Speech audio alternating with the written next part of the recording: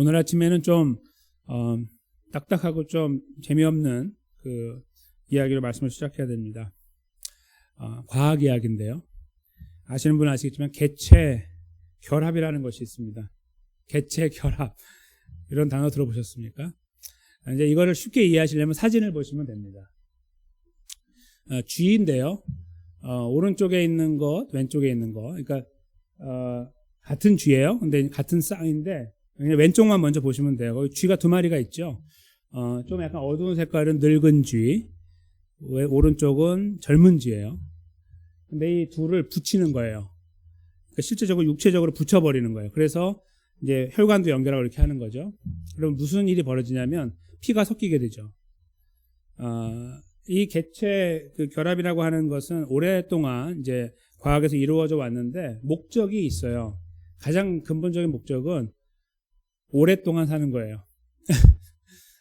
젊은 피를 수혈한다는 말씀 들어보셨죠? 그게 바로 여기서 나온 거예요. 이런 과학적인 근거에서 나오는 이야기고, 젊은 피가 들어오면 분위기가 좋아지고 활기 있어진다. 다 그게 여기서 파생된 이야기다 이거죠. 그래서 개체 결합에 대해서 여러 가지 연구가 나왔는데 그동안에 나온 것 중에 주목할 만한 것이 2015년에 나왔는데 네이처라고 하는 잡지가 있어요. 일반 잡지가 아니고 과학 잡지인데 거기에 발표되는 건 이제 검증되어진 그런 것들만 나오는데 2015년에 나온 이 개체 결합의 이제 그 테스트를 놓고서 이런 이야기가 나왔어요. 역시 젊은 피를 넣어봤더니 반 정도를 갈아쳤더니 이 쥐가 인간 수명으로는 15년 연장됐다고 그랬어요. 인간 수명으로 따지면 이제 쥐 수명으로는 3개월인가 4개월 정도 되는데 인간 수명으로 15년. 그래서 우와 진짜 되는구나 이렇게 이제 결과가 나온 거예요. 7년 전에. 그런데 그 과학자들이 이제 연구하면서 한 가지를 미스했어요. 뭐냐면 젊은 쥐는 어떻게 됐냐 이거를 봐야 되는데 관심도 없어요. 거기는 피만 죽으면 되고 여기만 살면 된다 이렇게 했다가 아차 봐야지 하고 다시 연구를 하기 시작했어요. 그게 이제 올해 2022년 7월에 이 연구를 하고 그 연구 결과를 발표하게 됐는데 그 내용이 이제 무엇일까요? 젊은 쥐는 그렇게 살다가 일찍 죽었다. 그게 결론이에요.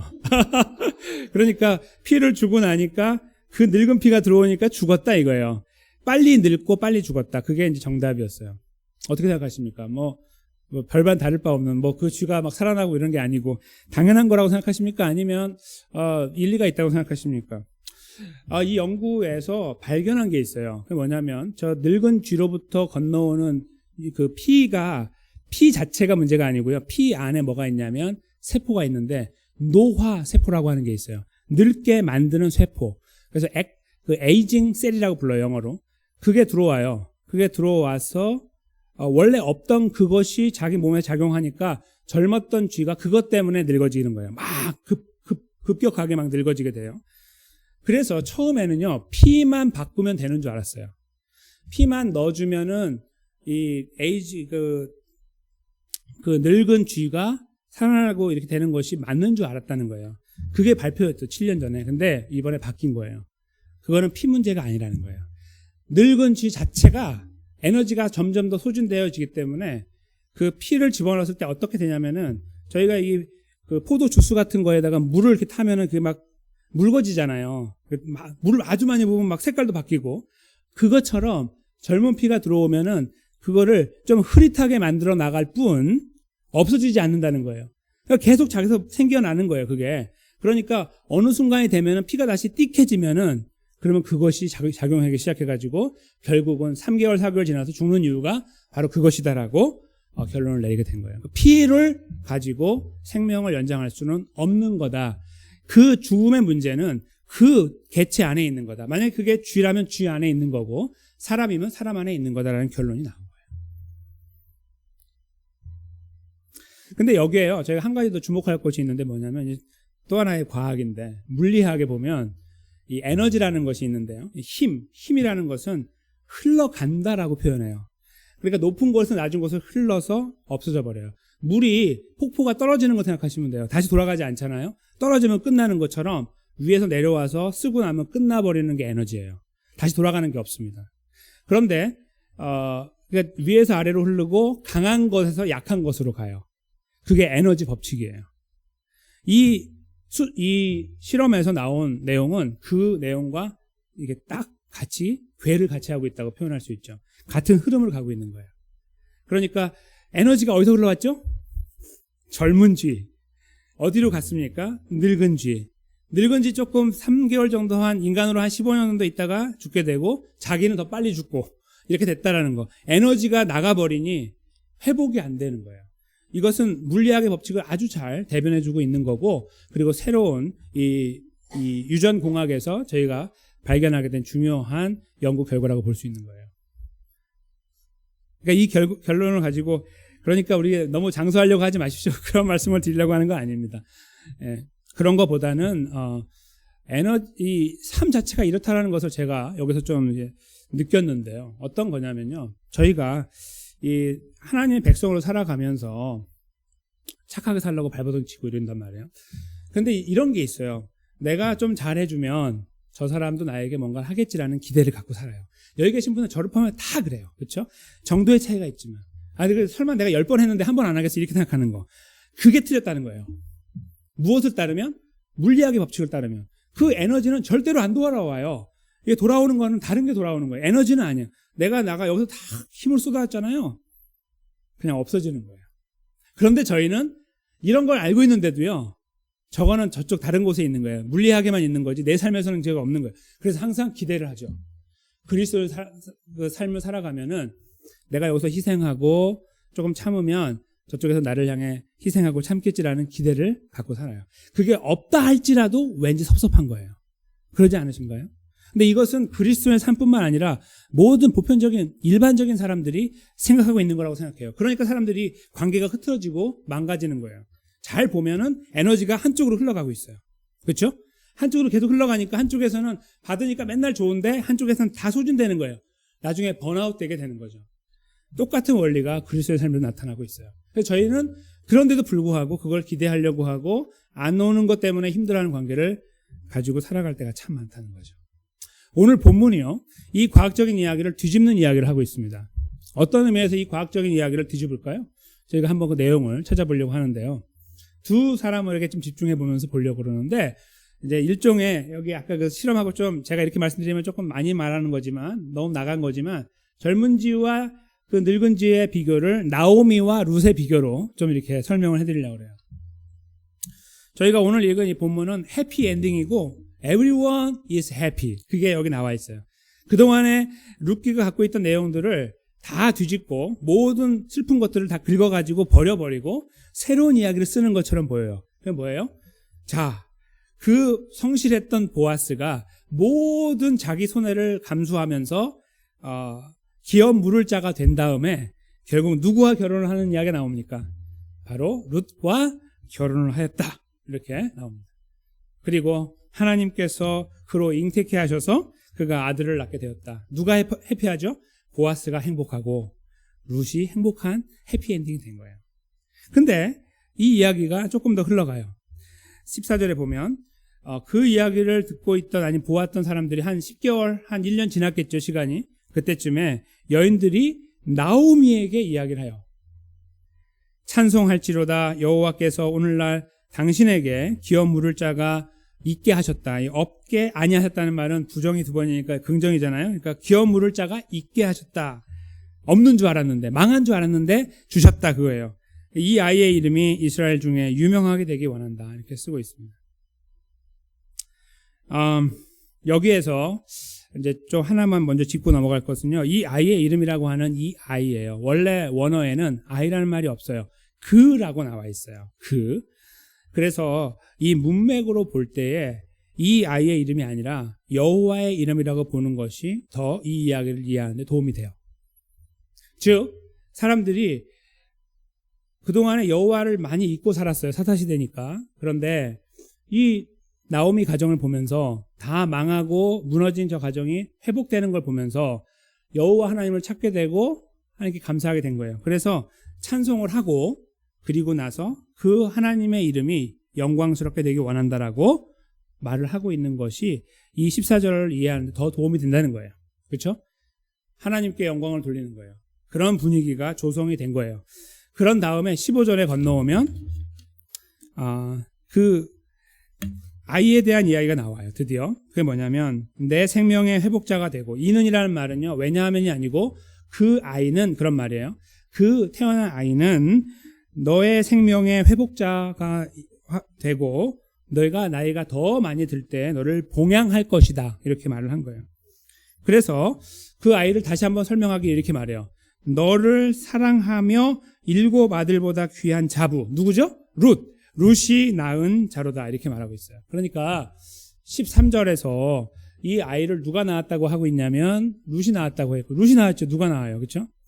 그리고 15절에서도 룻 이야기를 하는 거예요. 7 아들보다 훨씬 낫다. 그가 낳은 아들이 이렇게 너의 말년을 봉양할 것이다 라고 쓰고 있어요. 그러니까 굉장히 좋겠다, 그런 말이에요. 부러움의 어떤 표현이기도 하고 너무너무 행복한 시간이에요, 나오미로 본다면. 그런데 왜 나오미에게 그런 이야기를 하고 있냐, 이게 조금 의문점이에요. 그렇죠? 아이를 낳은 사람은 룻인데 왜 나오미한테 이야기하지? 룻한테 가서 룻이 출산한 걸 축복할 필요가 있는데 그렇지 않고 나오미에게 하고 있다는 것이 의심쩍어요. 그렇죠? 왜 그렇게 했을까? 근데 그 다음으로 이어가면 이제 그 의도가 나오는데요. 16절에 보면 나오미가 아기를 취하여 품에 품고 그의 양육자가 되었어요. 그 말 그대로 그를 안아서 키우는 거. 이건 무슨 그림이냐면 어머니가 아들을 안고 키우는 어떤 이런 모양이라고 여겨져요. 그러니까 마치 느낌으로 보면 나오미가 할머니인데 엄마가 된 것 같은 느낌, 그런 거예요.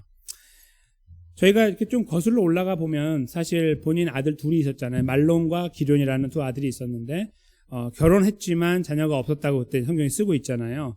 그러니까 본인에게는 자녀의 문제, 그 후손에 대한 어떤 아쉬움을 갖고 있는 것이 분명해요. 근데 그 부분을 여기에서 만족시켜주는 어떤 그런 분위기라고도 볼 수 있는 거예요.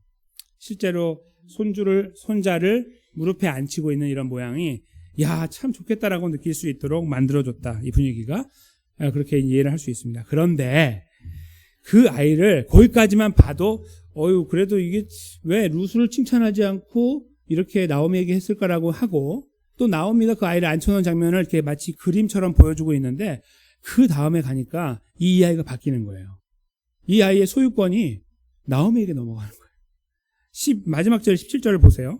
그 이웃 여인들이 아까 그 사람들인데 그에게 이름을 주되 나오미가 아들을 낳았다 하여. 누가 낳아요? 나오미가 아들을 낳았대잖아요. 아마 이 부분을 읽으실 때 그냥 읽으셨으니까 이게 문제가 아니라고 생각하셨겠죠. 이건 엄청난 문제예요.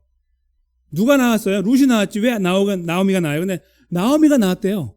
나오미가 낳았다가 하여 그 이름을 오벳이라. 오벳은 섬기는 자, 그런 의미예요. 이 사람이 너를 섬기게 될 것이다, 그런 의미예요. 그래서 오벳이라고 하고, 그가 결국은 다윗의 아버지인 이새를 낳았다. 그러니까 다윗의 할아버지가 되었다라는 말씀으로 오늘 본문이 맞춰지는 거예요. 그냥 읽으면 해피엔딩이고 와, 잘됐다, 하나님 이렇게 하셨구나라고 보고서 끝날 수 있지만 그렇게 넘길 수 없는 내용이 담겨 있다는 거예요.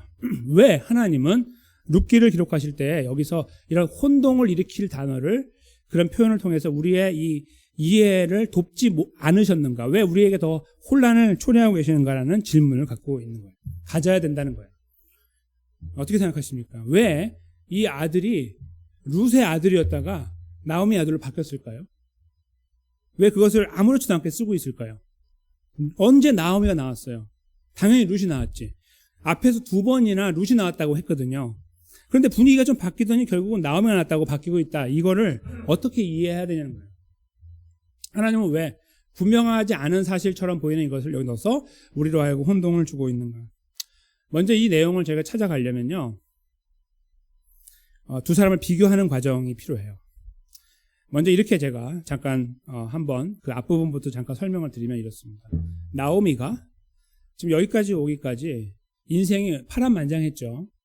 저희가 1장을 보면은 엘리멜렉이라고 하는 남편과 그리고 기럐과 말론이라는 두 아들을 데리고 흉년 때문에 모압으로 갔어요. 여기 이 땅에 있어서 먹을 만한 사람들인데 제 생각에는 정말 먹을 게 없어서 간 게 아니에요. 지금 딱 보면은 땅도 있고 하잖아요. 그러니까 여기서 버텼으면은 보아스처럼 쭉 있을 수 있는데 그냥 가버린 거예요. 그러니까 더 낫고 안정적이라고 여겨지는 것을 찾아갔을 가능성이 굉장히 많아요. 그 말은 뭐냐면 하나님을 믿지만 하나님보다는 눈에 보이는 현상에 더 많이 의존하고 살아가고 있다라고 해석할 수 있다는 거예요. 그래서 넘어갔어요. 거기 가서 이제 그것 때문에 하나님 벌을 주셨다고 말하는 건 좀 무리가 있지만 여하튼 갔을 때 하나님께서 다 데려가 버렸어요. 남편, 두 아들, 그렇죠? 그리고 결혼했지만 무자했고 그런 가운데 이제 며느리 둘과 남겨지게 됐어요. 한번 그 상황을 생각해 보시면 얼마나 처량하고 힘들었을까요? 그렇죠?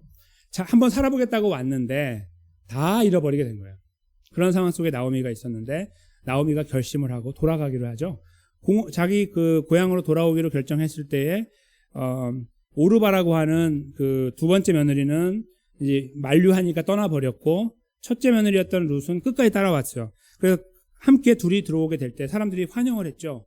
나오미 오랜만이야 라고 불렀을 때 무슨 내가 나오미냐, 나에게 기쁨이라는 의미인데 그것이 없고 나는 쓰다라고 불러달라, 나를 말하라고 불러달라고 자기 이름을 정정하는 것을 저희가 기억합니다. 그렇죠?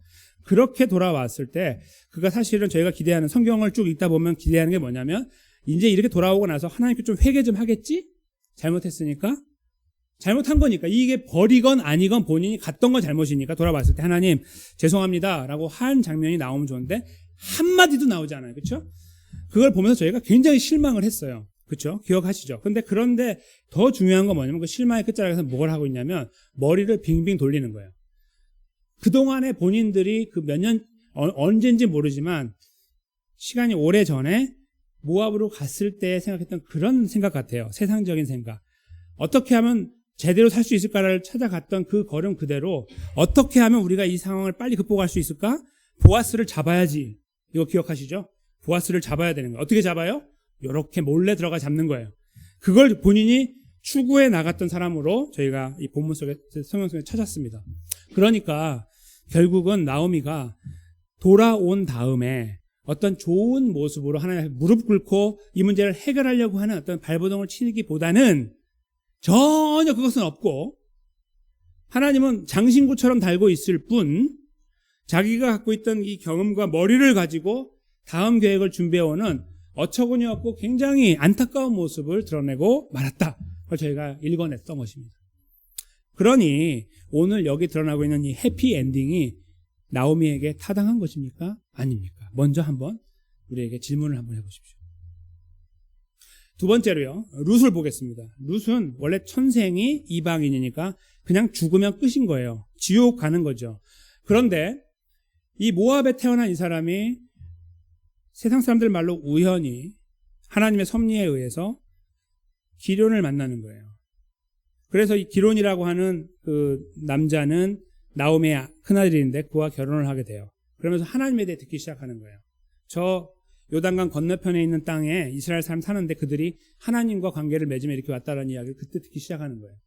그러면서 하나님에 대한 관심을 갖게 되고 이렇게 했죠. 그래서 결국은 다 잃어버리고 사실 본인이 그 자리에 남아있는 것이 훨씬 해피 라이프죠. 그냥 제가 하면 되는 거니까. 그렇죠? 그런데 그러지 않고 자기 그 오르바와 다르게 본인은 시어머니를 따라가게 돼요. 아무것도 기대하지 않고 따라가는 그리고 그는 돌아와서 고향에 어머니 고향에서 죽을 힘을 다해 일을 했죠. 저희가 다 아는 바대로. 그리고 또 하나님께서 은혜 베푸셔서 보아스를 통해서 많은 것들을 받게 하시고 이제 그런 과정을 지나왔던 사람이에요.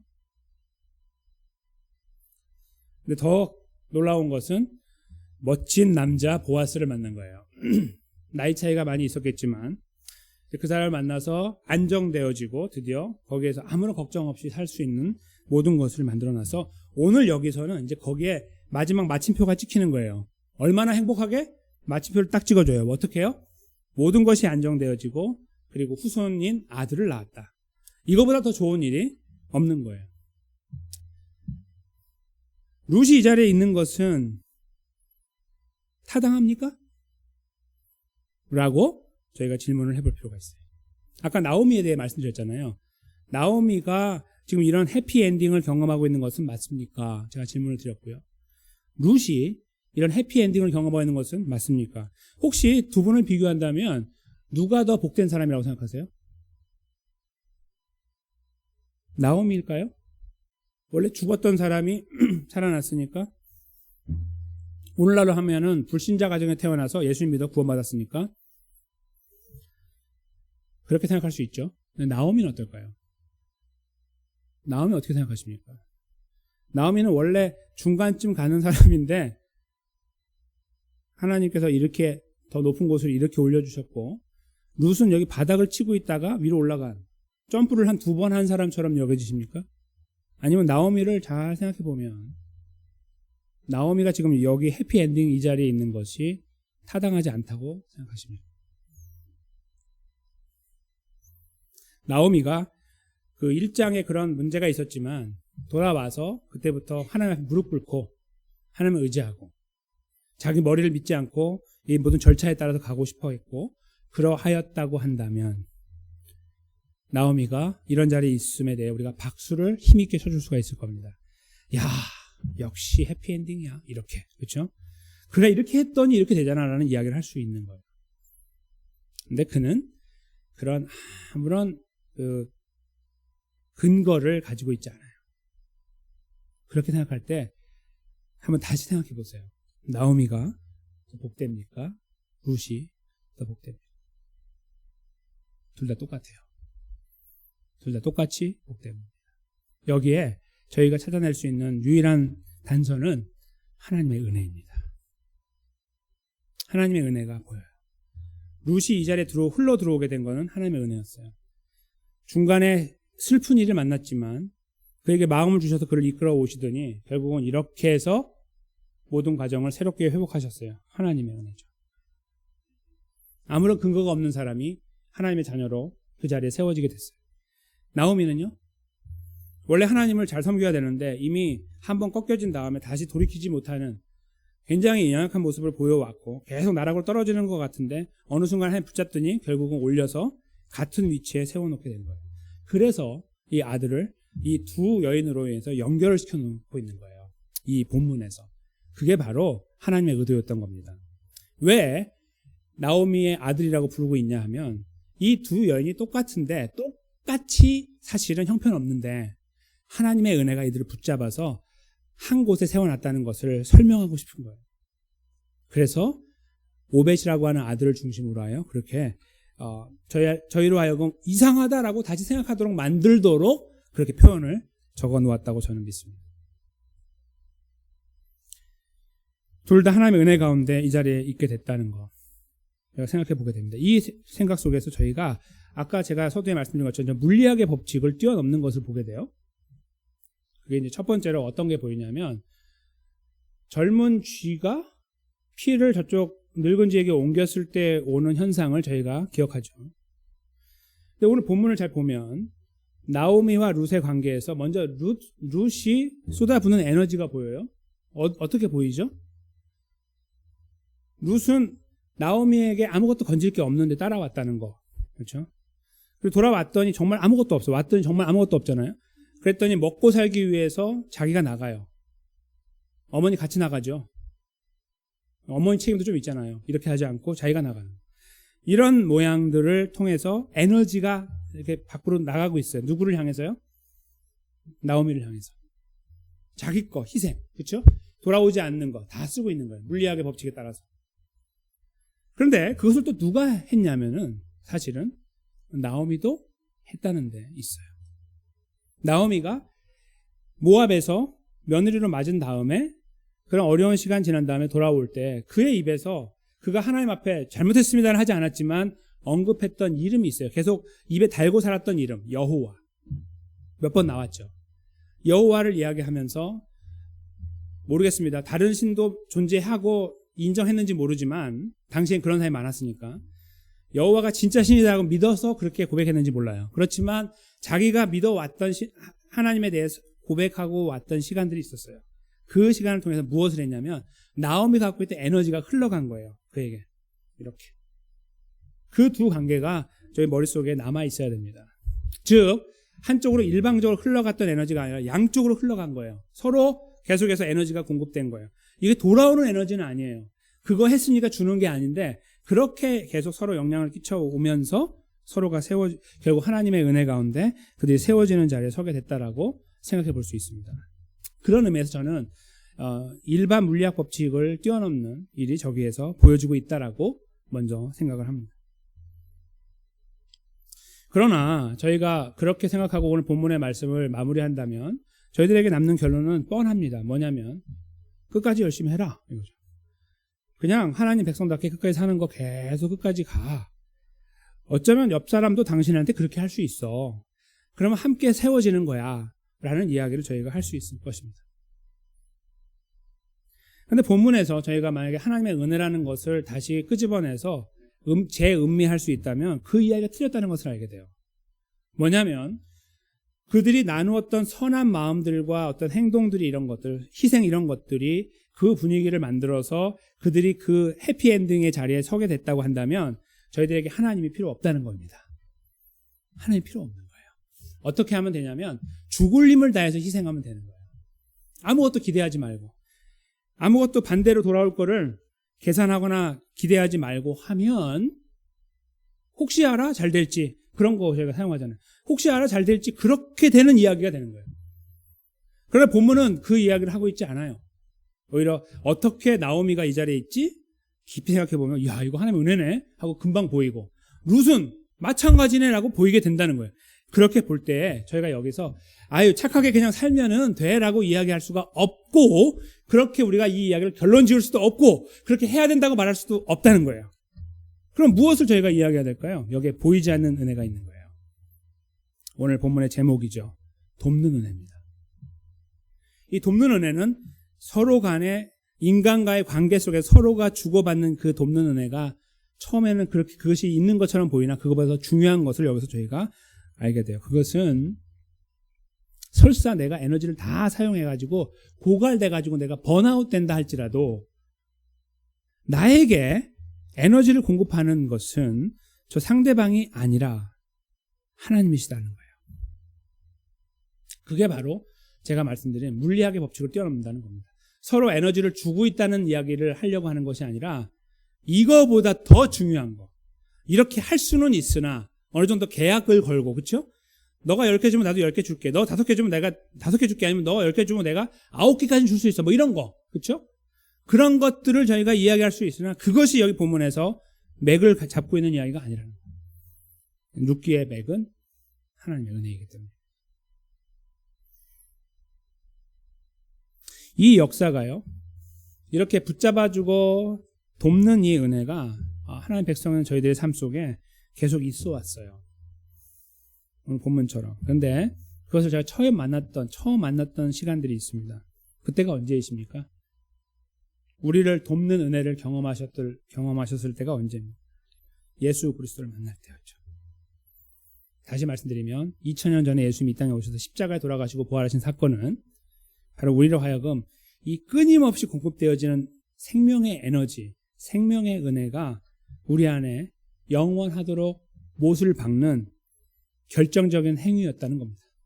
예수님은 그 일을 통해서 구원이라는 완성된 구원을 저희에게 선물로 주시게 된 거예요. 그러니까 하나님 백성들로 살아가면서 저희가 이 사람이 나에게 해주는 만큼 내가 하고 나는 여기서 고갈됐으니까 못하고 하는 이러한 공식들을 다 오늘 이 시간부로 다 지워버려야 된다는 거예요. 그것은 저희 그리스도인이 가지면 안 되는 생각일 뿐만 아니라 비성경적인 것뿐만 아니라 저희가 이런 이야기를 들여다볼 때에도 굉장히 불건전한 생각이라는 것을 알게 돼요. 이 예수님의 십자가의 사건을 놓고서 이 오늘 본문의 내용을 잘 정리한 부분이 이 본문의 맥과 그 흐름을 같이 하는 것이 바로 히브리서 4장 말씀인데요. 제가 스크린에 적어드렸습니다. 히브리서 4장 14절에서 16절 말씀입니다. 좀 글씨가 작은데요. 저희가 한번 한 절씩 교독하고 마지막 절은 합독하면 좋겠습니다. 제가 14절을 읽습니다. 그러므로 우리에게 큰 대제사장이 있으니 승천하신 자 곧 하나님 아들 예수시라. 우리가 믿는 도리를 굳게 잡을지어다. 우리에게 있는 대제사장 연약함을 채울하지 아니하는 자가 아니요 모든 일에 우리와 한결같이 시험을 받은 자로들 죄는 없으시니라. 네, 마지막 절 있습니다. 그러므로 우리가 긍휼하심을 받고 때를 따라 돕는 은혜를 얻기 위하여 은혜의 보좌 앞에 담대히 나아갈 것이니라. 아멘. 네. 이 말씀이 저희들에게 방향을 제시해주고 있죠. 일단은 사실을 알려주고 있어요. 사실. 그것은 이 때를 따라 돕는 은혜라는 것이, 오늘 본문은 돕는 은혜지만 그것이 항상 적시에 오는 은혜라는 거예요. 필요한 바로 그때 오는 은혜라는 말이거든요. 바로 우리에게 필요한 그 은혜가 필요한 바로 그때 정확하게 오차 없이 주어지는 그 은혜가 하나님으로부터 오고 있다는 것을 증명해주고 있고 선포하고 있는 말씀이에요. 동시에 이것이 우리에게 방향을 보여주고 있어요. 어디를 바라보고 어디로 가라고. 그것은 무엇일까요? 오늘 본문에서 캐치할 수 없었던 내용 중에 하나인데요. 그것은 룻이나 나오미가 정신 차리고 하나님께 돌아가서 엎드렸기 때문에 오는 은혜, 그것이 아니라 그냥 똑같이 살고 있는데 하나님이 붙잡으시사 은혜를 주신 그 은혜가 오늘 본문에서는 분명하게 보였는데 룻에게도 나오미에게도 오늘 이 히브리서 말씀은 저희들에게 그거에서 멈추지 않도록 하고 있는 거예요. 즉 그냥 가만히 있으면 하나님이 은혜를 주실 거야 라고 우리들에게 요청하고 있는 것이 아니라 적극적으로 이 사실을 정말 알고 있다면, 이 사실을 정말 믿음으로 받아들인다면, 예수님을 정말 믿고 신뢰하고 생명의 주인으로 고백한다면 이 문제를 만났을 때 이 문제를 해결하기 위해서 은혜의 보좌 앞에 가야 된다는 거예요. 때를 따라 돕는 은혜를 주시는 그분 앞에 적극적으로 가야 된다는 거예요. 그냥 가만히 있으면 나오미가 그렇게 된 것처럼 되겠지, 룻이 된 것처럼 되겠지가 아니라 오늘 이 이야기는 서론에 불과한 거예요. 하나님 이렇게 만들어 나가신다. 은혜는 바로 이런 것이다 보여주고 있는 거예요. 그러나 이 보여주셨던 이야기의 결정체가 예수님의 십자가와 부활이라는 걸 저희가 알고 있어요. 그 사실을 다 믿고 있고 저희가 훨씬 더 분명하게 이 모든 것들을 보고 있어요. 룻과 나오미는 보지 못했던 것을, 그걸 저희가 다 보고 있어요.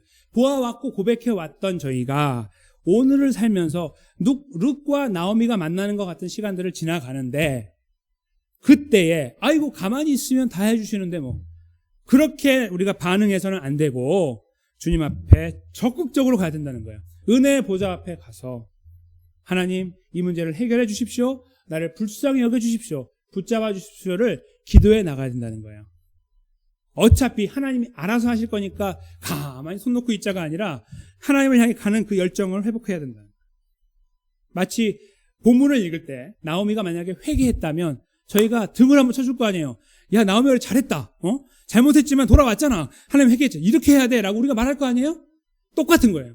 바로 그 똑같은 모습들이 우리에게 필요하다는 거예요. 가만히 있으면 돼. 이것이 아니라 이 모든 이야기를 알고 구원의 은혜 안에 우리가 서 있으니까 그 자리에 있는 우리가 그렇게 살아가야 되니까 살지 못하는 것을 한탄해야 된다는 거예요. 하지 못하는 것은 나만 못합니까? 저 사람도 못하는데, 그렇게 우리가 이상한 논리를 갖고서 세상을 엉망진창으로 살면 안 된다는 거예요. 하나님 앞에 진실로 감사함을 가지고 살아가야 돼요. 그것은 저 사람하고 관계가 없는 거예요. 에너지가 저기서 옵니까? 천만의 말씀. 절대로 안 와요, 저 사람한테. 뭐가 오는 것처럼 필요 없어요. 그 에너지가 필요 없어요. 나에게 필요한 돕는 은혜는 오직 우리 하나님 아버지께서 준비하여 주시고 허락하여 주시는 거예요. 저희들의 눈이 그쪽에만 있어야 되는 거예요. 거기에서 오는 은혜를 사모하고 바라보고 기도하고 나가는 거예요. 옆에서 모든 내 에너지를 다 가져간다 할지라도 상관없어요. 우리는 거기서 에너지를 받지 않아요. 다 가져가. 내 거 다 뜯어가. 상관없어요. 우리에게는 하나님으로부터 오는 놀라운 에너지가 있고 놀라운 그레이스, 은혜가 있기 때문이고 그것은 멈추지 않기 때문이에요. 그것을 우리가 바라보고 경험할 때, 의지하고 신뢰하고 나아갈 때 우리는 하나님의 백성의 걸음을 잘 걸어갈 수 있어요. 흔들리고 좌절하는 시간을 지나가지만 거기에서 우리가 굴복당하지 않아요. 모르겠다, 다 포기해버리자, 이러지 않아요. 우리가 일어나요. 왜요? 관계가 좋으니까 저 사람이 나한테 잘해주고 내가 잘해준 것만큼 돌아오니까요. 천만의 말씀.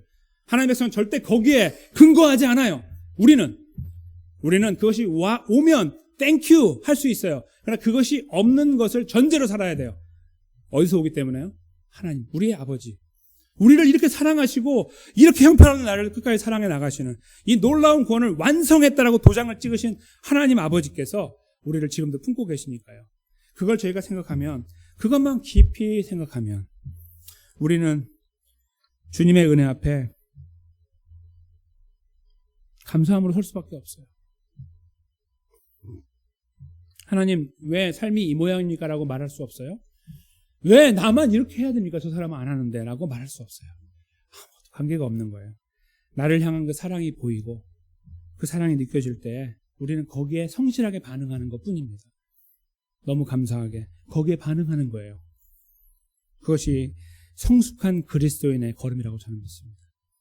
그 문제 안에서 그 문제는 저희 가정 안에 도사리고 있을 수 있고 배우자의 관계 속에 부모와 자녀 관계 속에 충분히 존재할 수 있습니다. 미치겠다. 미쳐버리겠다 내가.